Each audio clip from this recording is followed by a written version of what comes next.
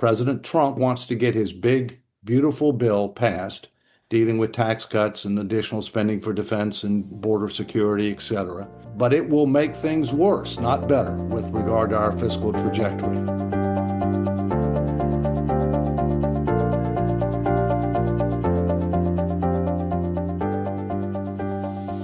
Welcome to Management Matters. I'm James Christian Blockwood. On today's episode, we welcome David Walker, former Comptroller General of the United States, and Brett Loper, Executive Vice President of Policy at the Peterson Foundation. Our government leaders are divided over the long-term implications of what has been coined the Big Beautiful Bill. Tax cuts, changes to Medicaid, and the impact on our national debt are just some of its most contentious issues. We'll dive into fiscal challenges, break down the issues with what many experts have cautioned is an unsustainable fiscal path, better understand the role of Congress in solving these problems, and highlight the importance of public awareness. Welcome to Management Matters, Brett and Dave. Good to be with you. Glad to be here. Dave, let's start with you. The federal government is on an unsustainable fiscal path that poses serious economic, security, and social challenges. That is directly from a government accountability report. Though this particular report wasn't during your tenure, I don't believe, as Comptroller General, but I'm sure you have some thoughts on it. Is it a matter of public administration, or is it something else that gets us back on the right path? Well, the fact of the matter is Congress has become addicted to spending deficits and debt. In 2003, when I was Comptroller General of the United States, I noted that three things happened that year that convinced me that Congress was out of touch and out of control. Second round of tax cuts that were supposed to pay for themselves didn't come close. Invaded a sovereign nation on false pretenses without declaring war for the purpose of toppling the government. It cost thousands of lives and trillions of dollars. And thirdly, we expanded Medicare prescription drugs, added $8 trillion in new unfunded obligations when Medicare was already underfunded $19 trillion. That told me that people were just out of touch with reality. It's only gotten worse since then. And by the way, I had an emphasis paragraph on the consolidated financial statement audit opinion back in 2004, basically saying what you just said. And every major fiscal agency and the executive and legislative branch has said the same thing since then, and it's only gotten worse. Brett, you just heard Dave say people are out of touch with reality. Looking directly at the Peterson Foundation, America's economic strength is closely tied to our fiscal outlook. A strong fiscal foundation is essential for a healthy economy. That's directly from the work that you lead. Part of that is to raise public awareness and to work across the country to provide solutions. So if people are out of touch with reality, what is the Peterson Foundation doing to help close that gap? Yeah, it's a great question. I mean, I view us as having really four distinct audiences. One is the general public, which we're reaching in part today through your podcast. Second is the media, who can obviously amplify, help tell the story of the challenges that the country faces, and hopefully socialize a few of the potential solutions. Three is the community of people who are influencing the Congress most directly, or the executive most directly, and those are range of organizations. Could be, writers, could be academics, could be, think tanks that we fund or that we work closely with. And then finally is trying to communicate directly with the elected decision makers, whether it's, the members of Congress themselves or their, in most cases, very capable staff. So we have a task of connecting with each of those four audiences, and they take various levels of, they each have various levels of knowledge. And so the types of analysis and the storytelling that you're doing can range across those. And that's the way we think about the content that we publish. It really does range from those who are more casual observers of the debates in Washington, maybe less knowledgeable about the long-term, structural imbalance that we have in front of us, all the way up to the experts who, know how to write the tax law and know every nuance of every provision. Those who understand our entitlement programs incredibly well. We're running across that entire range. The U.S. government has a lot of money, spends a lot of money. Our country's top expenditures are on defense, healthcare, social security costs. Those seem like important areas, though, and I imagine aren't going to be easy to change. What do you have to say about how we spend our money on those particular issues, or more broadly? And what would your advice be to current political leaders? The federal government has grown too big, promised too much, subsidized too many, lost control of the budget, undercut states' rights. And let me give you a few little bit of data to back that up. In 1912, the federal government was 2.5% of the economy. Now it's almost 25% of the economy and growing. In 1912, the Congress controlled 97% of spending. The only thing that it didn't control was interest expense. Now it controls less than 24% of federal spending and declining. Debt to GDP, when you consider total debt to GDP rather than just debt held by the public, is the highest it's ever been, and it's projected to go much higher.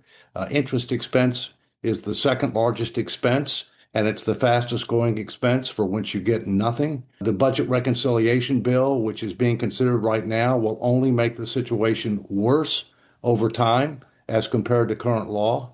Look, I think, most people know we have a problem.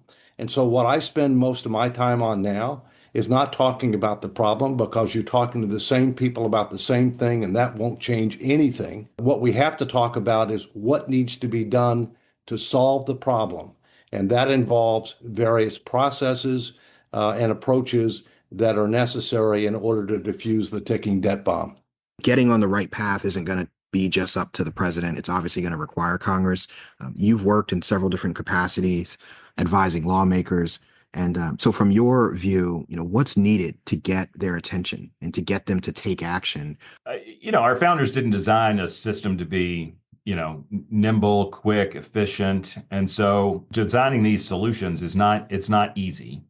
And it takes a lot of conversation. It takes some strong leaders. It takes people who are willing to take some political risk. And it's hard and it's slow. Our hope is that it doesn't take a crisis to get everyone's attention up there and to force them to the table to try to come up with a solution.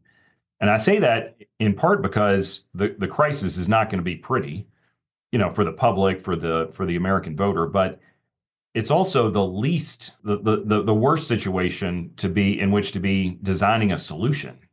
If your backs are up against the wall and you have a series of bad choices and bad options, that's a crisis is not the moment you want to be legislating.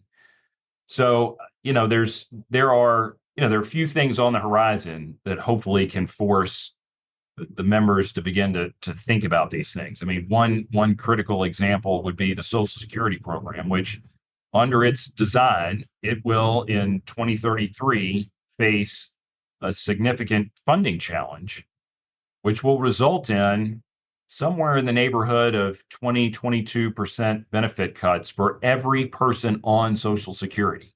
Not future retirees, not some worker who's 35 or 40 years old, but everybody in the program.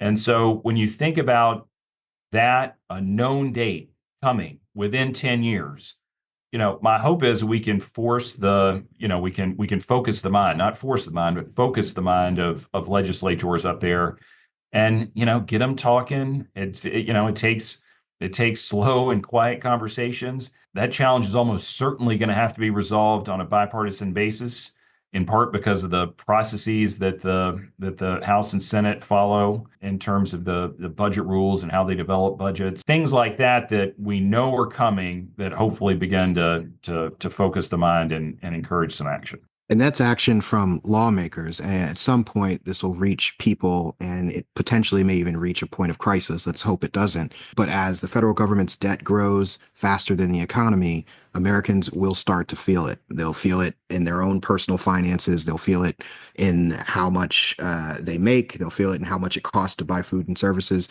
They'll feel it in how much it costs to borrow money.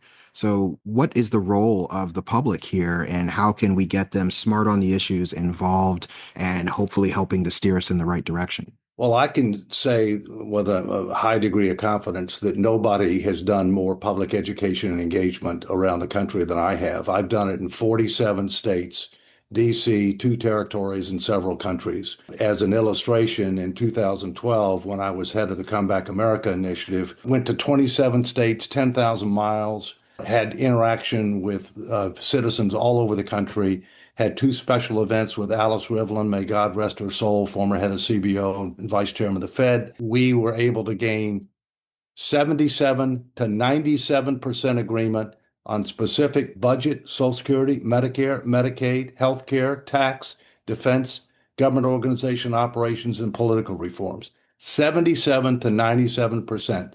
The problem's not the public. The problem's the politicians. The greatest deficit this country has is a leadership deficit. We have a bunch of laggards that are representing us. They're addicted to spending deficits and debt. They wait for a crisis to happen before they act, and then they have the audacity to say that they're exhibiting leadership when in fact they've exhibited laggardship for far too long. I was a trustee of Social Security and Medicare. We reformed Medicare in 1983 because the cliff that Brett talked about was within months of being reached, and tens of millions of Americans would have had their benefits cut. That's not humane. That's not politically acceptable. They did not consider demographics. Demographics are destiny. We need to reform Social Security sooner rather than later to make it solvent, sustainable, secure.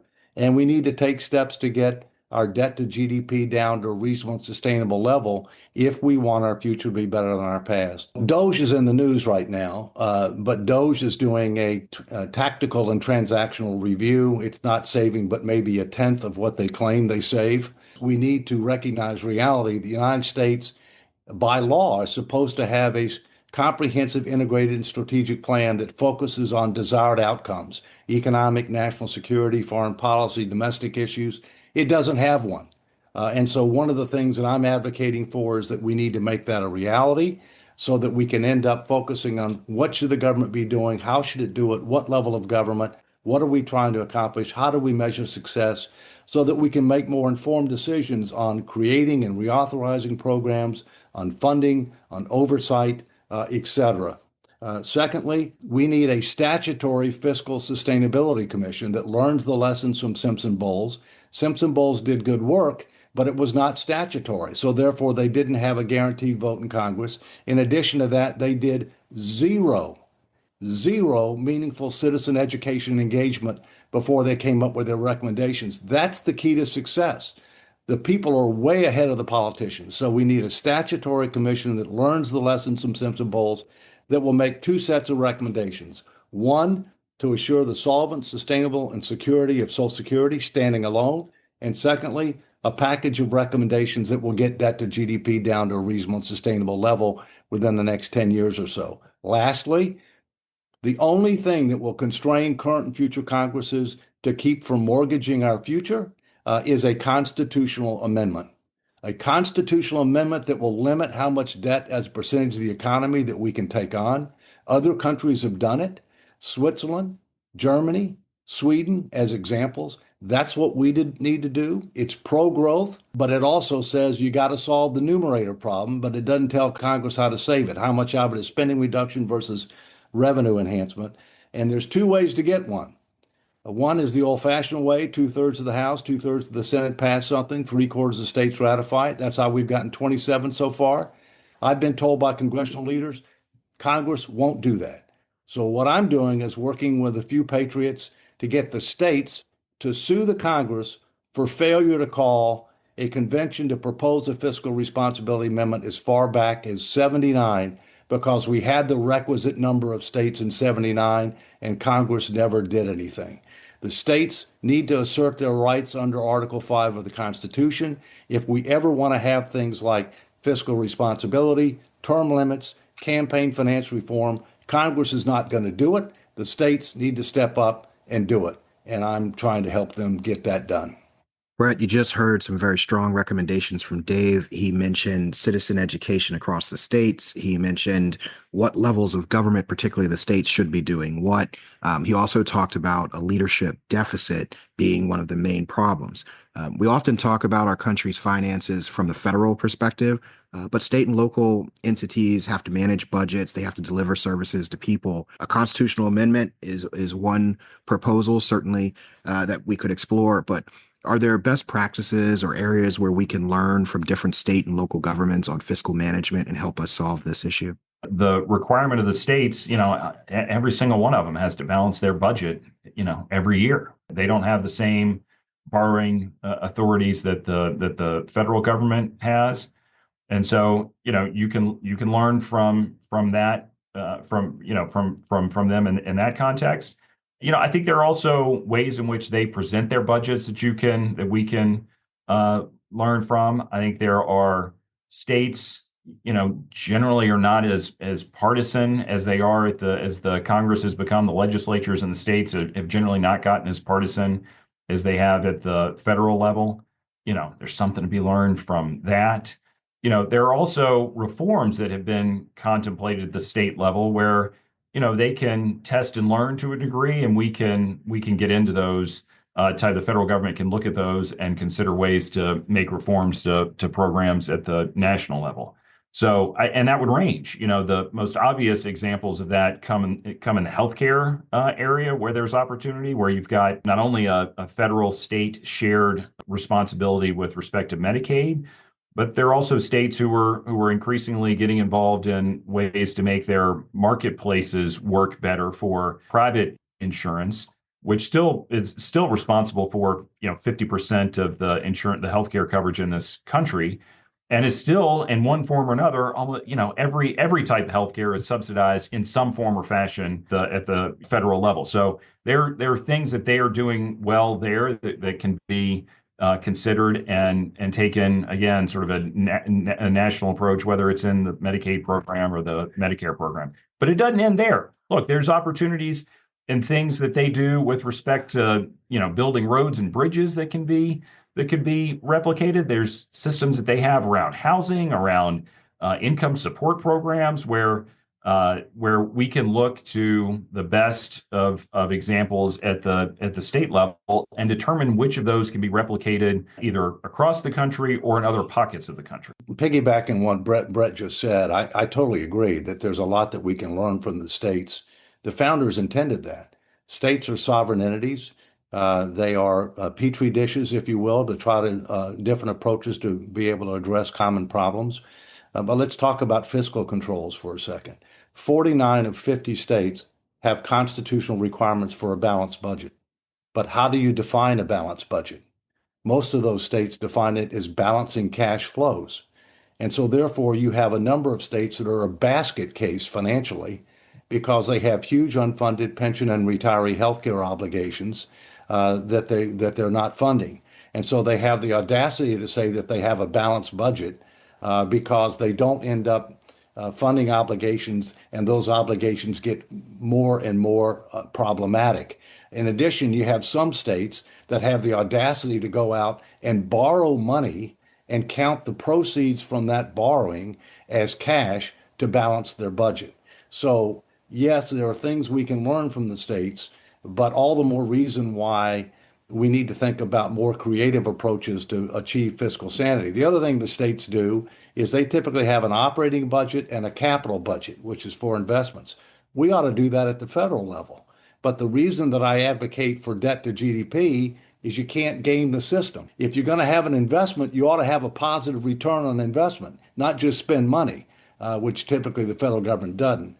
But no matter how you characterize, whether it's an operating expense or an investment capital expense, you still have the overall limit of debt to GDP, which is what really matters, with regard to fiscal sustainability. Brett, the national debt to GDP has steadily increased over the last 2 decades, almost 3 decades. While some of those ratios are now starting to trend a little bit downward, what might be some of the advice you would give the current administration to make sure that we stay on top of where debt to GDP should be? I mean, look, the trends are all in the wrong direction. And you look out over the long run, and Dave, used the phrase demographics is destiny. Just to tease that out a little bit further, we have an increasing number of retirees compared to the number of workers. That's going to continue to get worse. And we've got people, thankfully, living longer lives. And living, as they live those longer lives, they're also living healthier lives and more active for those periods of time in their early retirement years. But if you think about the change in demographics for the Social Security Medicare programs, going back to the time at which they were founded, people were living on Social Security for like an average of 2.5, 3 years, and now they can live on it for 20, 25, 30. The demographics are really going to squeeze the country. And you think about how that is made worse by the fact that the cost of providing health care is increasing and has been increasing faster than the rate of inflation, and the amount that the country spends collectively on healthcare has been going up year over year over year, and that compounds the squeeze that we feel. So if I were giving advice to the administration, I would say to them, you need to start talking about the problem. You need to start pulling Congress together, both parties, and pushing them to address this, trying to depoliticize it as best you can and say, we're going to have to solve this. We're better off trying to do things now, phasing them in slowly so that you're not having abrupt, harsh consequences. You're trying to generally not impact current retirees who have been, planning for these moments, but instead doing things that slowly over time phase in and recognize those demographic trends. Instead, they're largely ignoring the problem. I mean, to be critical of President Trump, he, through the campaign and so far during his first year of his second term, has been crystal clear. He doesn't want to touch Social Security, doesn't want to touch Medicare, doesn't want to talk about it. And when you're taking the two largest programs of the federal government and you're saying they're off the table, we're not going to do anything to begin to reform them, it really makes it awfully hard to be responsible with the rest of the federal budget. I totally agree with Brett. Let me give you a few stats. When I was born in 1951, there were 16 persons paying into Social Security for every person drawing a benefit. Today, it's less than 3-to-1. By 2030, it's going to be 2-to-1. And people are living longer. They're living healthier. That's a good thing, but it's a strain on the finances of Social Security, and it's an even bigger strain on the finances of Medicare. I think that both candidates for president, both President Trump as well as former Vice President Harris, said they would not touch Social Security and Medicare. That is irresponsible. That is unacceptable. And what the media didn't do, they didn't ask the follow-up question, which Brett and I have talked about earlier. The follow-up question is, okay, if you don't touch Social Security as an example, that means you're going to have a 21% across the board cut in benefits and rising over time in 8.5 years. So you're for a 21% cut in benefits across the board in 8.5 years, right? Oh, no, I'm not for that. Well, that's what you get if you do nothing, all right? And here's the frustrating thing about Social Security reform. We can reform Social Security and exceed the expectation of every generation of Americans. I consider that a win. Now, how do you do that? Because seniors think they're going to get taken advantage of. I could use other words, but I won't, okay? They're not. It wouldn't be fair. It's not politically feasible. You have to be able to largely leave them unharmed and phase in the changes. Secondly, young people don't think they're going to get anything. They're wrong, okay? So therefore, you have an opportunity to reform the program, phased in over time, and every generation gets more than they think they're going to get. That's a layup.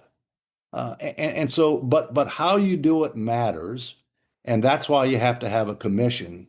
But we're in a situation now where we need a commission for far more than Social Security. We need a commission with regard to how we're going to get our overall finances in order, focused on debt to GDP. And the sooner we do it, the better, because there are all kinds of market signals going off right now saying our lenders are losing patience with us. Other countries are looking at alternative reserve currencies. It's time to wake up and start acting.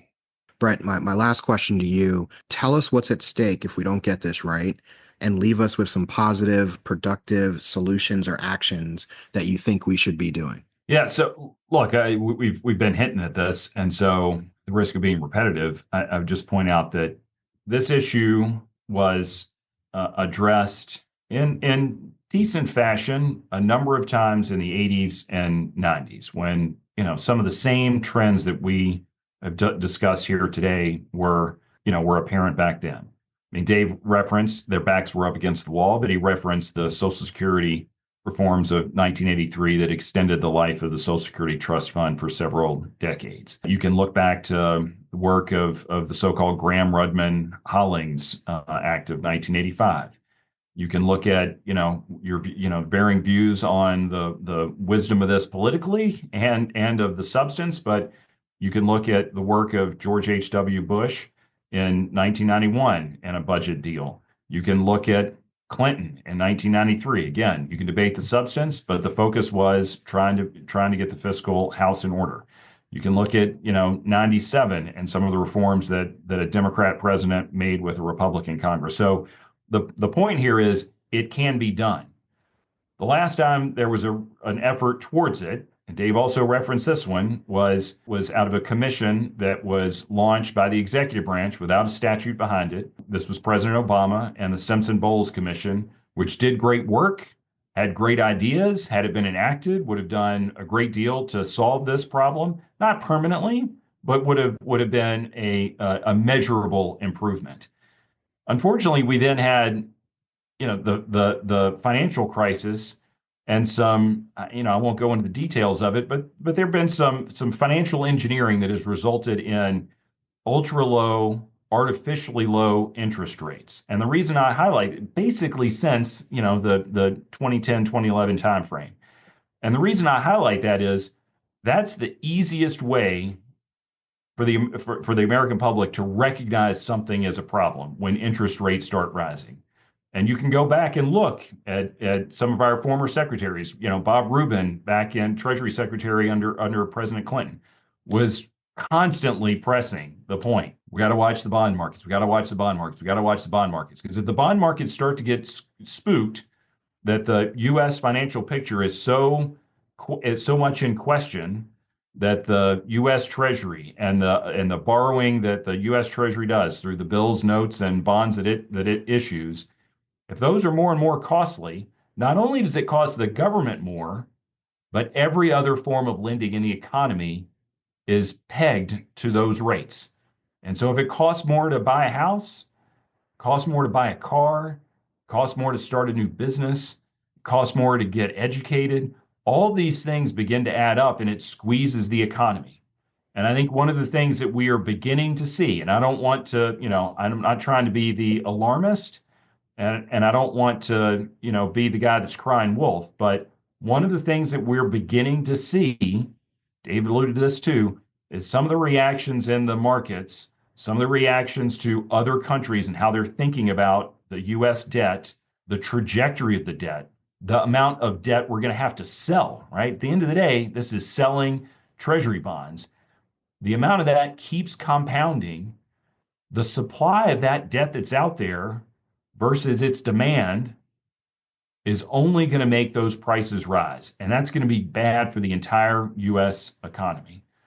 So when you start to think about ways to solve this, I view it as, frankly, a D, all of the above type of strategy. I mean, Dave had some important points about process reforms that are necessary, some ways to get to doing it, and then locking in whatever changes we can through a constitutional process. But from a purely policy point of view, you're going to have to make changes to the tax code, and you're going to have to find ways to derive more revenue into the federal government. You're going to have to do things to reform the healthcare system. You're going to have to do things to modify the Medicare, Medicaid, and Social Security programs. And, all of those things are going to have to be done while balancing other needs that are out there, investments in education, research and development, the infrastructure, the highway, infrastructure of the U.S., ports, et cetera, et cetera. We still have to have those things for a strong economy. It's going to take all of these things, and it's going to take a holistic conversation, and it's going to take someone in the White House who's willing to lead on it and take some political risk. And it's going to take leaders in Congress who are willing to do the same thing. The problems are really dangerous. It's a great risk, as Dave said, to be doing nothing is a tremendous risk. And to tackle, this issue in a thoughtful way, be measured, tell the public what you're doing, and explain to them why these types of decisions are going to be necessary. My last question to you, Dave. We've talked a lot about the challenges. Let's leave the audience with, where do we have the most promise, and what's your message to bring the entire country together across political parties to do all that we need to do to get this right? Well, first, the United States is arguably the greatest country in the history of mankind. But the United States is not exempt from the laws of prudent finance. The leading indicator to become a superpower and the leading indicator to lose superpower status is economic power. If you can't put your finances in order, you will lose economic power. Then you will lose diplomatic influence. Then you will lose military capabilities. Then you will lose domestic tranquility. The numbers are clear and compelling. We need to learn from others and learn from history. We are violating some of the same rules that George Washington gave us in his farewell address. We are not learning the lessons from the decline of Rome, the decline of the UK, and other countries that have been superpowers in the past. We need to wake up. We need to recognize reality, and we need to take concrete steps to help diffuse our ticking debt bomb and create a better future. I said three things that I feel very, very strongly need to be done. If they are done, we can solve this problem. There's only one person that is elected by all the people, and that is the President of the United States. President Trump cannot run again under the Constitution. He obviously wants to get his big, beautiful bill passed, dealing with tax cuts and additional spending for defense and border security, et cetera. But it will make things worse, not better, with regard to our fiscal trajectory, as Brett and I have agreed. And so therefore, all the more reason why the kinds of steps that I've articulated need to be taken. He can't run for re-election. He ought to publicly support these three steps because they are process-oriented. Let the commission engage the public. Let the commission make recommendations. And that is necessary. Remember what Lincoln said. I'm paraphrasing. With the people, you can do anything. Without the people, you can do nothing. And one of the things that has to happen again is we need a much more proactive, aggressive, national citizen education engagement effort that the media will pay attention to. And that's why you need a statutory commission, because the media will pay attention to that. And so as a result, will the people. We'll leave it there. Gentlemen, thank you so much. Take care. Thank you.